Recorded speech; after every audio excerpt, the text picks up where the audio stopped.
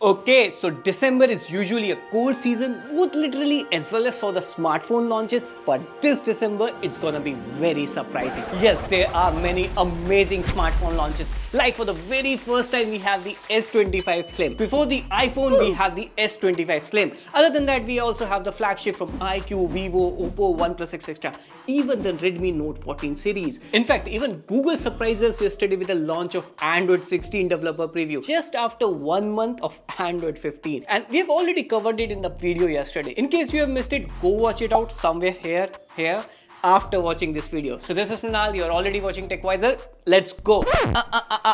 Sorry to cut you off, Mrinal, but this one leak is super interesting. Everyone's favorite iPhone SE4 is coming. Like, if you look at last year's pricing, it's technically not everyone's favorite in India, but promise, this iPhone SE4 is going to be the most affordable iPhone, budget iPhone. Yay! Okay, so first up we have OnePlus. Now, as per this IDC report, OnePlus has lost 40% market share because of the recent green line as well as the motherboard issue. But OnePlus is trying hard to change the sentiment with the new OnePlus 13 and 13R. Even their Oxygen OS 15 update is quite good. Now, there aren't very strong leaks about the launch date, but as per the current leaks and rumor, it will be launched somewhere around January 2025. Now, in terms of specs, the OnePlus 13 will come with the flagship Snapdragon 8 Elite processor, UFS 4.0 storage, 50 megapixel triple camera setup, and the latest Android 15 with the Oxygen OS 15. Now, even in a recent OnePlus 12 long-term review, we tried the Oxygen OS 15, and I have to say, difference in overall smoothness is pretty good. Now, if you have to talk about the 13R, well, as of now, there is not much out there in the internet, but it will come with the Snapdragon 8 Gen 3, which is the last year flagship. Now, the OnePlus 13 really looks good in hand, and we have already covered it in our previous video, so if you haven't already watched,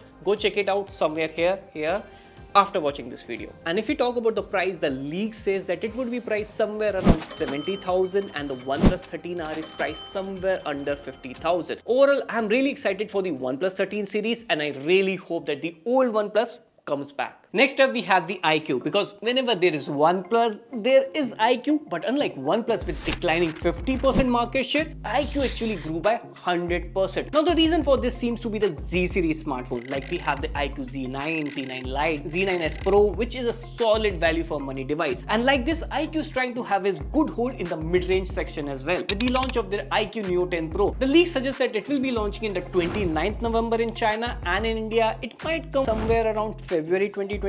Now, in terms of specs, the rumor suggests that it will be coming with a MediaTek Dimensity 9400. Apart from this, it will be coming with a new UFS 4.1 storage along with 6.78-inch 144Hz QLED display. But the real deal is gonna be the pricing. The rumor says that in China, it's gonna be priced somewhere around 28 to 30,000, which means in India, it would be priced somewhere around 40,000. And this makes it a very interesting phone because of the latest Dimensity 9400 at around 40,000. Like, hell yeah, bring it on. Okay, so next up we have another phone from iQOO, the flagship iQOO 13. The date has already been announced by iQOO on Twitter, and it's launching on 3rd December. In terms of specs, we all know iQOO has similar specs to OnePlus with a slight addition here and there. Like it has the same Snapdragon 8 Elite with the super computing chip Q2, and it has 120 watt of charging while the OnePlus has 100 watt, and 144 Hz of display while the OnePlus has 120 Hz. Apart from this, it's also rumored to have UFS 4.0 storage with 50 megapixel triple camera and 6000 mAh battery. Now, in terms of pricing, the iQOO 13 has been launched in China for around 57,000, and India it can be seen somewhere around 65,000. Because of the Snapdragon 8 Elite chip, prices have increased. So next up we have the #1 market share holder in India. Yes, Vivo. Now Vivo has been consistently on the top in 2024 because of their solid presence in the offline market with the Vivo V40 series and the Vivo T series.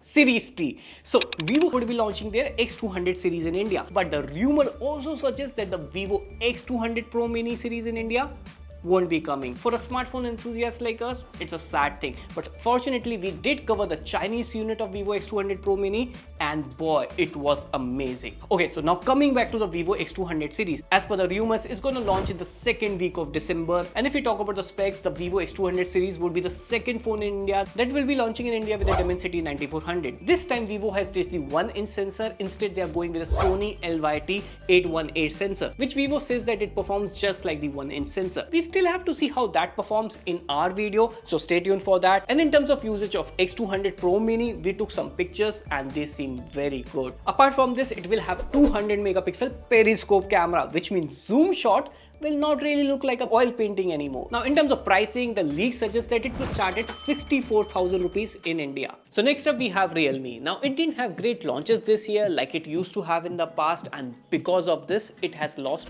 almost 19% in Q3 report by IDC. But still, they are in the 4th position, which is pretty impressive. But Realme wants to flip the script with the launch of their first flagship in India. Yes, the Realme GT7 Pro. The launch date has been officially announced to be on 26th November. And in terms of specs, you get the latest Snapdragon 8 Elite chip. Like, we have this Chinese variant of the Realme GT7 Pro here, and if you see, it can play PC version of Assassin's Creed without any major frame drops. And apart from this, you get the 50 megapixel main camera and 8 megapixel ultra wide camera. Now, there is a bit of controversy going on with the battery capacity. The Chinese variant of the Realme GT7 Pro comes with 6500 mAh battery, but the Indian unit, it will come with 5800 mAh, which is like 700 mAh less. Realme says it's because of the regulation. But that aside, another reason why Realme GT7 Pro is a bit under controversy is because of the pricing. Some rumors says that it will price at 54,999, while others says it's 69,999. Great number, but not for the pricing. In my opinion, 55 to 60,000 Realme flagship,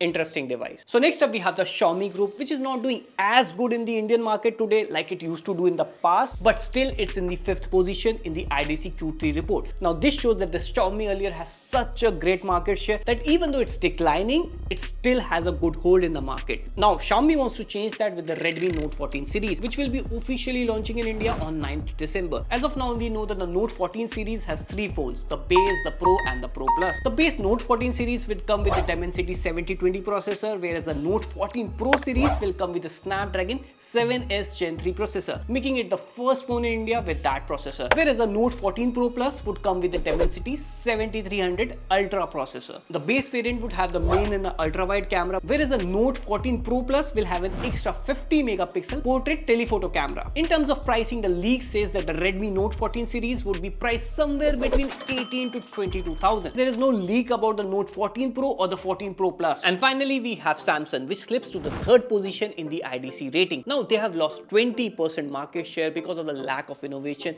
in M and F series. And in October, Samsung even said sorry for not innovating enough. But seems like Samsung would like to change that with their Galaxy S25 series. The leak says that it would be launching somewhere in the 3rd week of January 2025. And the leak also says that there will be a slim variant. Yes, the Galaxy S25 Slim. Before GTS 6, we had the S25 Slim. So there is a Galaxy S25, S25 Plus, S25 Ultra and the S25 Slim. The design of S25 Ultra has been leaked, so the edges won't be pointy sharp, plus it has the bolder camera ring just like the Z Fold 6. And in terms of specs, the leak says that all the version of S25 series would be launching with the same Snapdragon 8 Elite processor, and apart from that, it will also pack some great AI features. But what I'm excited about is the One UI 7 with Android 15. As per the leaks, there are changes in the quick settings, charging animation, and of course the much needed icon pack. And in terms of pricing, as per the leaks and rumor, the S25 series would be priced 6 to 10,000 more than the S24 series. So the S25 will start at 90,000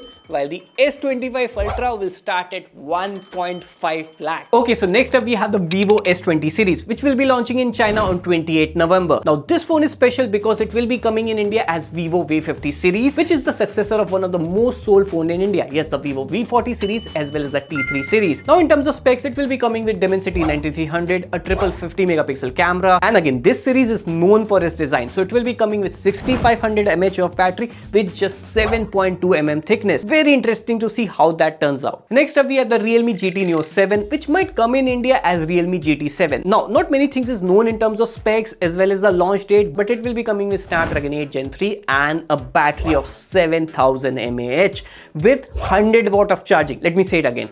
7000 mAh with 100 watt of charging. I personally have never seen this before, and it will be very interesting to see how it passes the compliances in China as well as India. Really excited for it. Okay, finally the budget iPhone SE4. The iPhone SE4 will be launching somewhere around March or April 2025. But why are we talking about it right now? Because the leaks are super solid and from good sources. In terms of design, the leaked render of iPhone SE4 is out. It is going to be very similar to the iPhone 14. Yes, it will have a notch display, so no dynamic island. But this time, the iPhone SE4 for the first time will have a 6.1-inch OLED screen, of course, 60 Hz. It will have Apple Intelligence, 8 GB of RAM, 48 megapixel of main camera, Face ID action button, and we'll also see the USB-C port on iPhone SE4. So technically, it has more features to offer than the iPhone 15, and compared to iPhone 15, it will have Apple Intelligence, which will never come on iPhone 15. Also, it will continue with the single camera setup, because if they give two camera, who will buy the iPhone 15 and 16? Will you? Big billion day. You might. The iPhone SE4 is going to be the cheapest iPhone to launch, and the price would be 50,000. Like, what? 50,000 in budget, Pratik? Come on. Well, in the iPhone world, 50,000 is the cheapest iPhone at launch and budget as well. Okay, so these are the upcoming smartphone launches that we are really excited about. Apart from these smartphone launches, we can also see a smartphone trend of 2025. In the flagship, as of now, it's gonna be all about, yes, performance. See, if I bring down the specs of all the upcoming smartphones, like we have the OnePlus 13, iQOO 13, Vivo S200 and the S25 series, they would all come with a flagship Snapdragon 8 Elite or even the Dimensity 9400 with at least 12 GB of RAM and 256 of internal storage, because AI. Apart from that, battery is also one area where we have seen a massive improvement. All of them come somewhere around 6000 mAh battery, but without the size increase. Of course, then we also have this IP68 and IP69 certification. Along with this, flagship would also come with either flatter or a quad curved display. So no more curved display. And of course, with this, there will be a price hike of 10 to 20% because nice things cost money. So let's say the phone cost somewhere around 50,000 last year. This year, the same phone will cost 60 to 65,000. So let us know what are your thoughts about this price increase, and yes, which smartphone are you excited about? I'm personally excited about the S25 Slim. So this is Mrana signing off, and I will see you in the next one. IPU.